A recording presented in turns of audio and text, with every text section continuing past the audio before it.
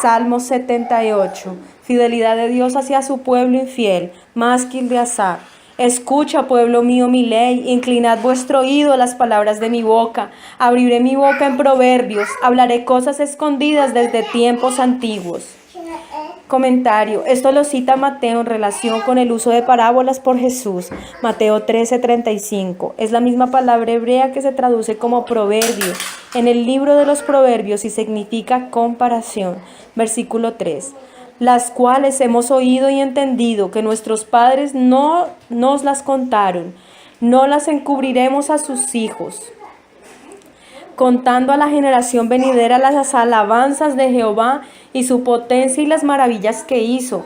Él estableció testimonio en Jacob y puso ley en Israel, la cual mandó a nuestros padres que las notificasen a sus hijos, para que lo sepa la generación venidera y los hijos que nacerán, y los que se levantarán lo cuenten a sus hijos, a fin de que pongan en Dios su confianza y no se olviden de las obras de Dios, que guarden sus mandamientos y no sean como sus padres, generación contumaz y rebelde, generación que no dispuso su corazón ni fue fiel para con Dios su espíritu.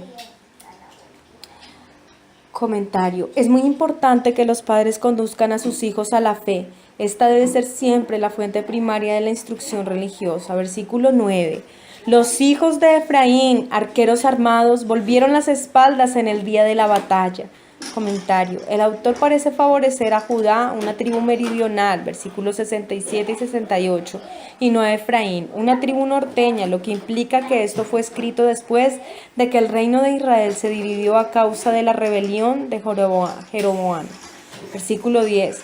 No guardaron el pacto de Dios ni quisieron andar en su ley, sino que se olvidaron de sus obras y de sus maravillas que les había mostrado. Delante de sus padres hizo maravillas en la tierra de Egipto, en el campo de Zoán. Dividió el mar y los hizo pasar. Detuvo las aguas como en un montón.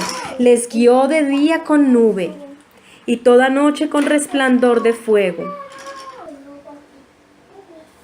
Dividió el mar y los hizo pasar. Detuvo las aguas como en un montón.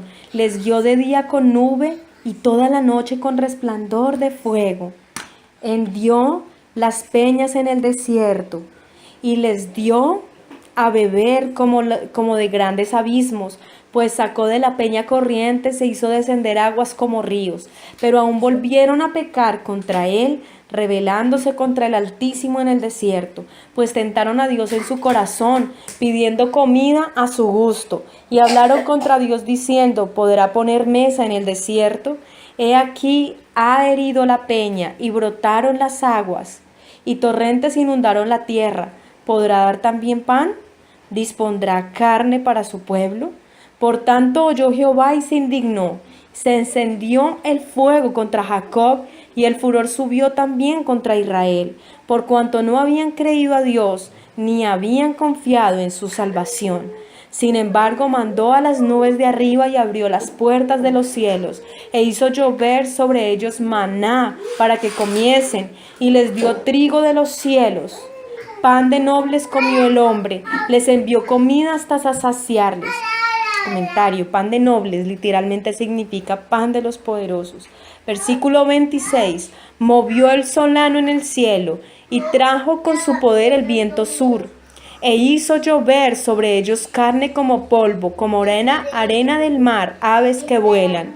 Las hizo caer en medio del campamento, alrededor de sus tiendas. Comieron y se saciaron, les cumplió pues su deseo. No habían quitado de sí su anhelo. Aún estaba la comida en su boca cuando vino sobre ellos el furor de Dios. E hizo morir a los más robustos de ellos y derribó a los escogidos de Israel. Con todo esto pecaron aún y no dieron crédito a sus maravillas. Por tanto consumió sus días en vanidad y sus años en tribulación. Si los hacía morir, entonces buscaban a Dios. Entonces se volvían solícitos en busca suya y se acordaban de que Dios era su refugio y el Dios Altísimo su Redentor. Pero le lisonjeaban con su boca y con su lengua le mentían, pues sus corazones no eran rectos con él ni estuvieron firmes en su pacto. Pero el misericordioso perdonaba la maldad y no los destruía, y apartó muchas veces su ira, y no despertó todo su enojo. Se acordó de que eran carne, soplo que va y no vuelve. Cuántas veces se rebelaron contra él en el desierto, lo enojaron en el yermo, y volvían y tentaban a Dios y provocaban al Santo de Israel. Riqueza literaria, tentaban, probar, intentar, tratar, tentar. Este verbo aparece menos de 40 veces en el Antiguo Testamento. Encierra la idea de poner a prueba a alguien para ver cómo responderá. Tal cual aparece en primer libro de Reyes 10.1, Abraham fue probado por Dios, Génesis 22.1, hasta lo último. David clamó para que Dios probara su mente y su corazón, confiado en que pasaría la prueba, Salmos 26.2.3. Es privilegio divino probar al ser humano, pero éste no tiene derecho a probar a Dios. En esta referencia a la generación del desierto, insultó e hirió a Dios al tentarle y ponerle límites a su acción, como para probar su paciencia o su poder. Versículo 42. No se acordaron de su mano, del día que los redimió de la angustia, cuando puso en Egipto sus señales y sus maravillas en el campo de Zoán, y volvió sus ríos en sangre y sus corrientes para que no bebiesen. Envió entre ellos enjambres de moscas que los devoraban y ranas que los destruían. Dio también a la oruga sus frutos y sus labores a la langosta. Sus viñas destruyó con granizo y sus higuerales con escarcha. Entregó al pedrisco sus bestias y sus ganados a los rayos. Envió sobre ellos el ardor de su ira, enojo, indignación y angustia, un ejército de ángeles destructores. Dispuso camino a su furor, no eximió la vida de ellos de la muerte, sino que entregó su vida a la mortandad. Hizo morir a todo primogénito en Egipto, las primicias de su fuerza en las tiendas de Cam. Comentario. Cam fue hijo de Noé y antepasado de los pueblos egipcios. Génesis 16. Versículo 52.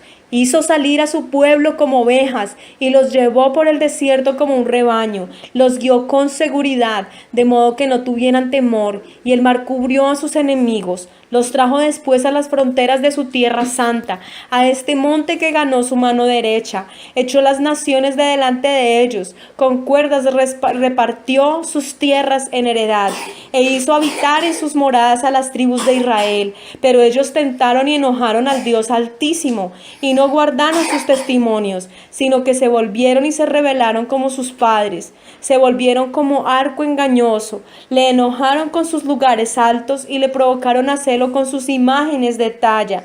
Lo oyó Dios y se enojó y en gran manera aborreció a Israel.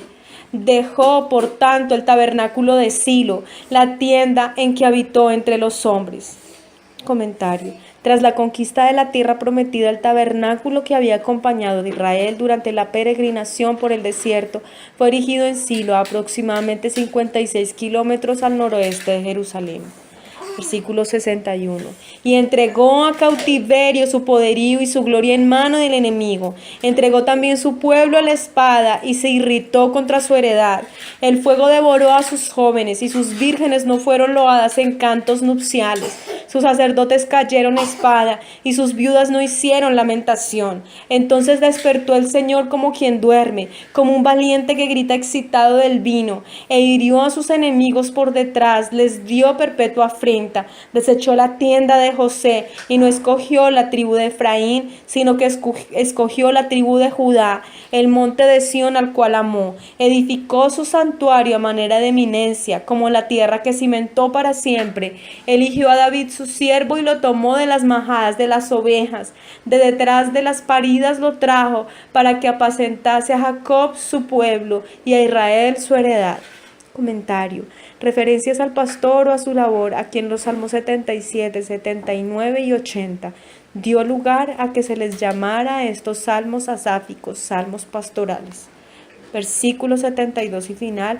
Y los apacentó conforme a la integridad de su corazón, los pastoreó con la pericia de sus manos.